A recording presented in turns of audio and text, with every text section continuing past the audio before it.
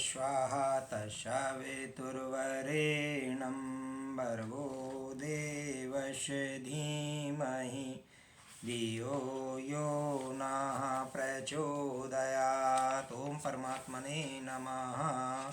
गुरुर्ब्रह्मा गुरुर्विष्णु गुरुरेव महेश्वरः गुरुरेव परब्रह्म तस्मै श्री गुरुवे नमः। अखण्डमण्डलाकारं व्याप्तं येन चराचरं तत्पदं दर्शितं येन तस्मै श्रीगुरुवे नमः। मातृवत् लालित्री च पितृवत् मार्गदर्शिका नमस्तु गुरुसत्ताय श्रद्धा प्रज्ञायुता च। शोधसुखं नारदो प्रक्षदेवात्र किमुपेक्ष्यते कथं ज्ञेया वरिष्ठास्ते किं शिक्ष्या कारयामि किं। येन युगसन्धिकाले ते मूर्धन्या यान्तु धन्यतां समयश्चापि धन्या स्यात् तत् सृजयुगविधिम्। पूर्वसञ्चितसंस्कारः श्रुत्वा युगनिमन्त्रणं मीनास्थातुनं सक्ष्यन्ति चौतशुक्त्या संगतास्तता।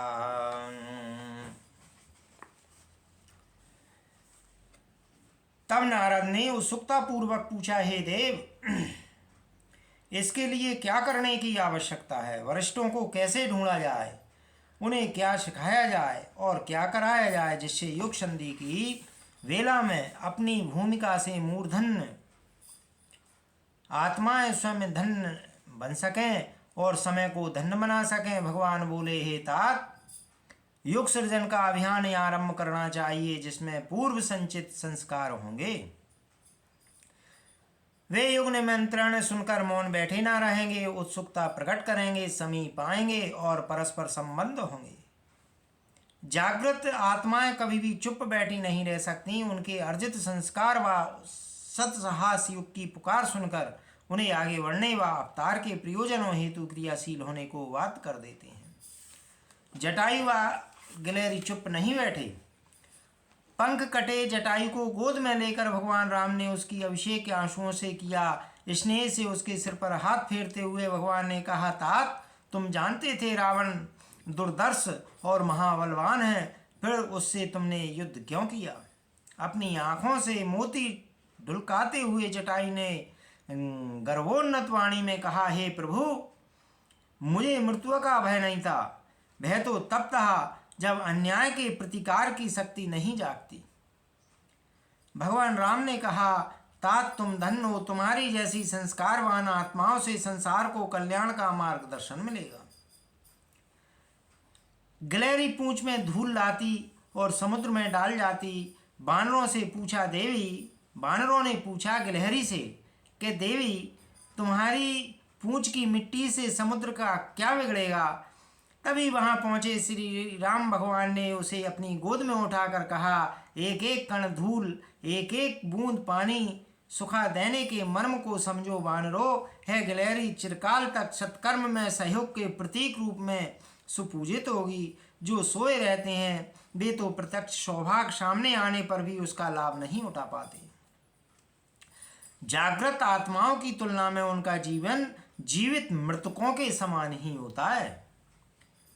सोते हो नहीं, जीते हो नहीं। एक बार भगवान बुद्ध एक रात्रि प्रवचन कर रहे थे। प्रवचन सुनने के लिए बैठा हुआ व्यक्ति बार बार नींद के झोंके ले रहा था। तथागत ने उस सूंघते हुए व्यक्ति से कहा, वत्स, सो रहे हो? नहीं भगवान, हड़बड़ाकर ऊँगते हुए व्यक्ति ने कहा। प्रवचन पूर्वतः चालू हो गया और उक्त श्रोता फिर पहले की तरह ऊँगने लगा। भगवान बुद्ध ने 3-4 बार उसे जगाया, परंतु वह नहीं भगवान कहता और फिर सो जाता था। अंतिम बार तथागत ने पूछा, वत्स, जीवित हो? नहीं भगवान, सदा की तरह उत्तर दिया। श्रोता ने श्रोताओं में हंसी की लहर दौड़ गई।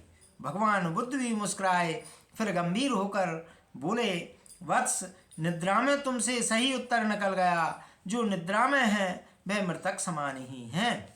अब दीपक का आश्वासन। अवतार के लिए तो महत्व आमंत्रण सुनकर जग उठने, व्यामोह छोड़कर तत्पर हो जाने वालों का ही होता है। सूरज विदा होने को था, अंधकार की तमिस्त्रा सन्निकट थी। इतने में एक टिमटिमाता हुआ दीपक आगे आया और सूरज से यूं बोला, भगवान, आप सहर्ष पधारें। मैं निरंतर जलते रहने का व्रत नहीं तोड़ूंगा, जैसे आपने चलने का व्रत नहीं तोड़ा है। आपके अभाव में थोड़ा ही सही, पर प्रकाश देकर अंधकार को मिटाने का पूरा पूरा प्रयास करूंगा। छोटे से दीपक का आश्वासन सुनकर सूर्य भगवान ने उसके सहायक की सराहना की। वह सहर्ष विदा हुए। प्रयत्न भले ही छोटे हों, पर प्रभु के कार्य में हों। ऐसे ही भावनाशीलों का थोड़ा थोड़ा अंश मिलकर युगांतरकारी कार्य कर दिखाता है। आदर्शवादी दुस्साहस की ही प्रशंसा होती है। वह सत्साहस के रूप में उत्पन्न होता है और असंख्यों को अनुप्रमाणित करता है। श्रेय किस व्यक्ति को मिला है, बात नितांत गौड़ है। यह तो झंडा लेकर आगे चलने वाले की फोटो के समान है, जबकि उस सैन्य दल में अनेकों का शौर्य पुरुषार्थ झंडाधारी की तुलना में कम नहीं अधिक होता है।